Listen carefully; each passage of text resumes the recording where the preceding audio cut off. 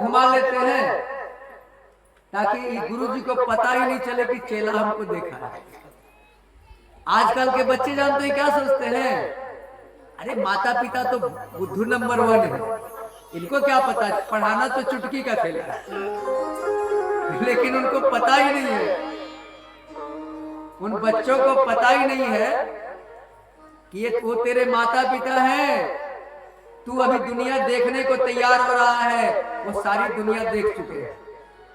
माता पिता भले नजरअंदाज कर देते हैं और बेटा बेटी समझ जाता है कि सचमुच ये बुद्धू है। बहुत बड़ी गलती करते हैं बच्चे।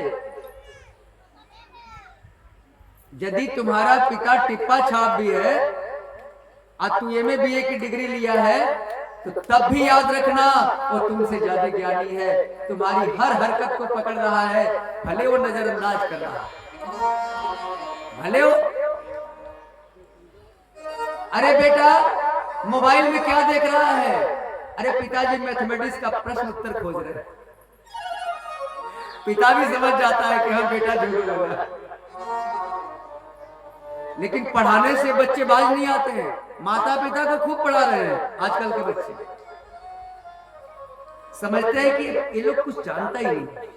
लेकिन ऐसी भूल मत करना, तेरे सारे हरकत को अच्छी तरह से माता पिता जानते हैं, वो तुझे जन्म दिए। तो वही बात हो गई, गुरु को यहाँ बृहस्पति जी धोखा दे रहे हैं। बताओ कि गुरु को कोई ठग सकेगा? ये कितनी बड़ी भूल है कि गुरु को अनदेखा करा। गुरु जी तो चले गए, अब बृहस्पति भी सोच लिए कि गुरु जी समझ गए कि ये देखा नहीं, तो नाच गाना जारी रहा। लेकिन गुरु जी अंतर ध्यान हो गए, दोबारा मिले ही नहीं। अब तो इंद्र घबरा गए, दौड़े दौड़े ब्रह्मा बाबा के पास गए। ब्रह्मदेव गलती हो गई। ब्रह्मा जी बोले कि तू गुरु को धोखा दे रहा था। अरे गुरु को ज्ञानी मान, नहीं तो फिर में फंस जाएगा। अच्छा ब्रह्मदेव गलती तो हो गई, गुरु जी को मना दो। तो ब्रह्मा जी बोले कि ठीक है, गुरु जी को हम मनाएंगे, फिर से लाएंगे स्वर्गलोक में, लेकिन तब तक ऐसा कर, बिना गुरु का तो काम चलेगा नहीं। तुम विश्वरूप को गुरु बना लो। राक्षस कुल का तो है लेकिन ज्ञानी है, तब तक काम चलाओ गुरु से। विश्वरूप को गुरु बना लिया और विश्वरूप के 3 सिर थे, 3 माथा था, और विश्वरूप त्वष्टा मुनि के पुत्र थे। और पहले तो गुरु बनने को तैयार नहीं हो रहे थे, क्योंकि चेला का जो पाप होता है ना, गुरु को अपने माथे पर लेना पड़ता है। इसलिए जल्दी कोई गुरु बनना नहीं चाहता। जो अच्छे लोग होते हैं बहुत कम लोगों को चेला बनाते हैं, बहुत कम लोगों को। आज जो नकली गुरु होता है वो हजारों हजार को चेला बनाता है। तो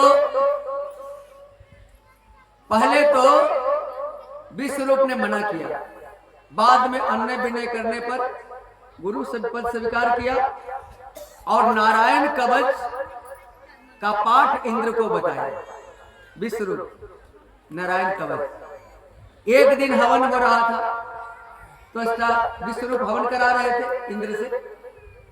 तो विश्वरूप चुपके से अपने राक्षसों की भी आहुति दे रहे हैं कि ताकि इंद्र को पता न चले।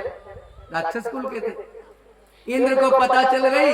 इंद्र ने विश्वरूप का तीनों शरीर, मुख सिर जो था काट दिया। अब काट दिया तो ब्रह्म हत्या इंद्र को लग गई, ब्राह्मण का वध किया था।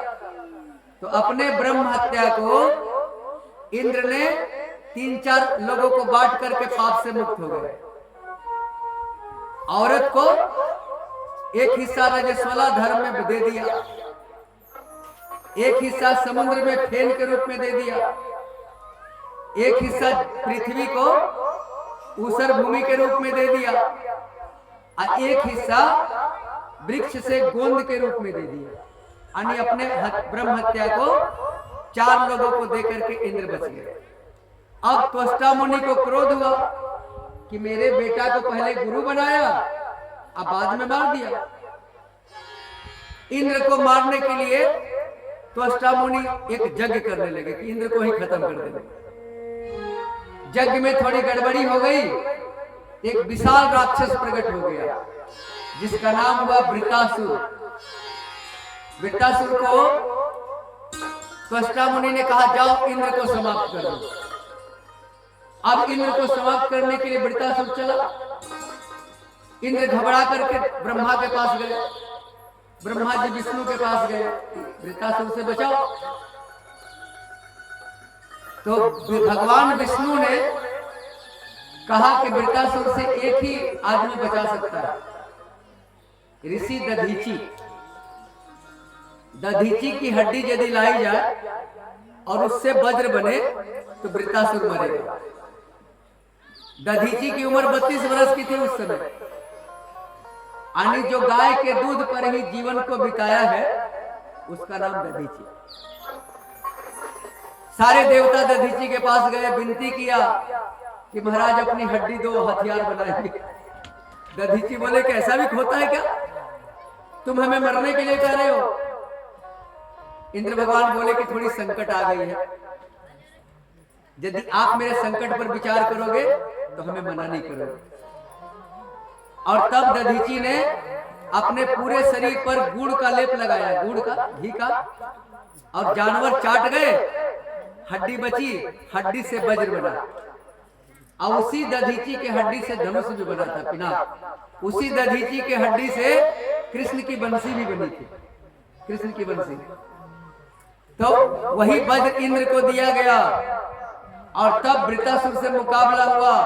इंद्र ने वृत्तासुर का दोनों हाथ काटा और वृत्तासुर ने मुंह फाड़ के इंद्र को ही गटक दिया। अब इंद्र को गटक गया वृत्तासुर, पेट फाड़ करके इंद्र भगवान वज्र से बाहर आए, तब वृत्तासुर का वध हुआ। इसके बाद परीक्षित ने सुखदेव बाबा से एक और प्रश्न किया। इस कथा को सुन लो, इसके बाद वाणी को बढ़ो। क्या प्रश्न किया कि बाबा आप कहते हो कि भगवान समदर्शी है। अरे हाँ बेटा, भगवान समदर्शी है, लेकिन बाबा हमें तो भगवान की लीला में गड़बड़ी नजर आती है। कैसे? तो भगवान राक्षसों को मारते हैं और देवताओं का रक्षा करते हैं।